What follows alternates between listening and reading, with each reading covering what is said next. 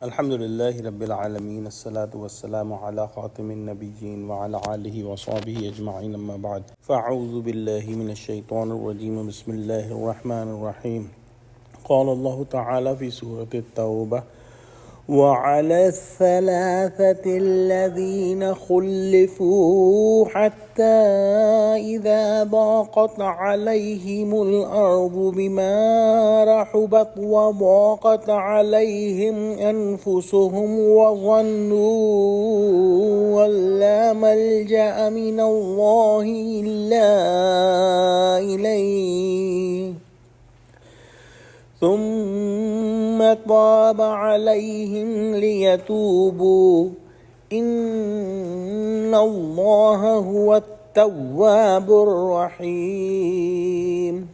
ترجمہ: اور ان تینوں پر بھی جن کا معاملہ ملتوی کیا گیا تھا یہاں تک کہ جب انہیں زمین باوجود فراخی کے ان پر تنگ ہو گئی اور ان کی جانیں بھی ان پر دوبر ہو گئیں اور انہوں نے جان لیا کہ خدا کے ہاتھ سے خود اس کے سوا کوئی پناہ نہیں، پھر خدا نے ان پر مہربانی کی تاکہ توبہ کریں، بے شک خدا توبہ قبول کرنے والا مہربان ہے۔ ان تین اشخاص کے بارے میں ہم پہلے پڑھ چکے ہیں کہ اللہ نے ان کا معاملہ جو ہے ملتوی کر دیا تھا جب انہوں نے بلا کسی واقعی عذر کے غزوہ تبوک میں شرکت کرنے سے جو ہے وہ پہلو تہی کی۔ یہ تین شخص کعب بن مالک، ہلال بن امیہ اور مرارہ بن ربیعہ ہیں۔ یہ مومن مخلص تھے لیکن محض اپنی تن آسانی اور سہل انگاری کی بنا پر بغیر کسی عذر شرعی کے تبوک کی شرکت سے محروم رہے۔ جب حضور صلی اللہ علیہ وآلہ وسلم واپس تشریف لائے تو نہ انہوں نے منافقین کی طرح جھوٹے عذر پیش کیے اور نہ بعض صحابہ کی طرح اپنے آپ کو ستونوں سے باندھا۔ جو واقعہ تھا صاف صاف عرض کر دیا اور اپنی کوتاہی اور تقصیر کا اعلانیہ اعتراف کیا۔ نتیجہ یہ ہوا کہ منافقین کی طرف سے بظاہر اغماض کر کے ان کے بواطن کو خدا کے سپرد کیا گیا۔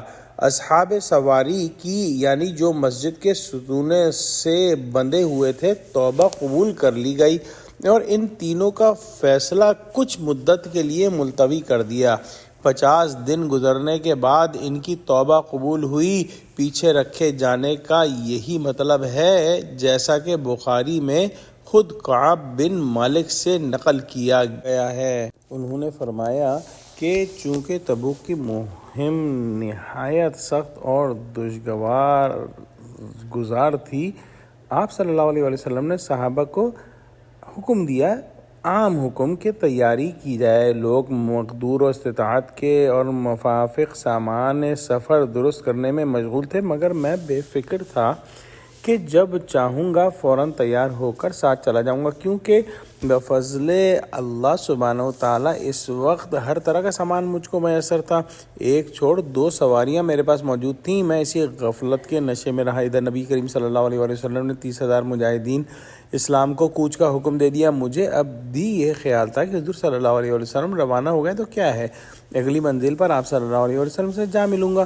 آج نکلوں یا کل میری تیز رفتار سواری مجھے ان کے پاس پہنچا دے گی۔ بس اسی خیال اور شبے کے اندر میں دیر کرتا رہا اور ایسا وقت آ گیا کہ اب کتنی بھی تیز رفتاری سے پہنچوں میں حضور صلی اللہ علیہ وسلم کو نہیں پہنچ سکتا۔ جب آپ صلی اللہ علیہ وسلم صحابہ کرام کے ساتھ غزوہ تبوک کے مہم سے واپس تشریف لائے تو تمام جو منافقین تھے انہوں نے جھوٹے بہانے بنا کر جو ہے اپنے آپ کو ظاہری طور پر بچا لیا۔ میں بھی اسی شش و پنج میں رہا، لیکن بالآخر میں نے فیصلہ کیا کہ حضور صلی اللہ علیہ وسلم سے جھوٹ نہیں بول سکتا اور میں نے ان کے سامنے جا کے اپنے گناہ کا اقرار کر دیا کہ میرے پاس کوئی عذر نہیں تھا، میرے پاس مال بھی تھا، صحت بھی تھی، ہر چیز تھی، لیکن میں صرف اپنی سستی کی وجہ سے نہیں جا سکا۔ آپ صلی اللہ علیہ وسلم نے حکم دیا کہ جاؤ اور اللہ کے فیصلے کا انتظار کرو۔ اس آیت کے اندر اللہ سبحانہ و تعالیٰ نے ان تینوں صحابہ کو معاف فرمایا۔ دعا کرتے ہیں کہ اللہ سبحانہ و تعالیٰ ہم کو قرآن کا فہم عطا فرمائے۔ آمین۔ وآخر دعوانا الحمد للہ رب العالمین۔ السلام علیکم ورحمۃ اللہ وبرکاتہ۔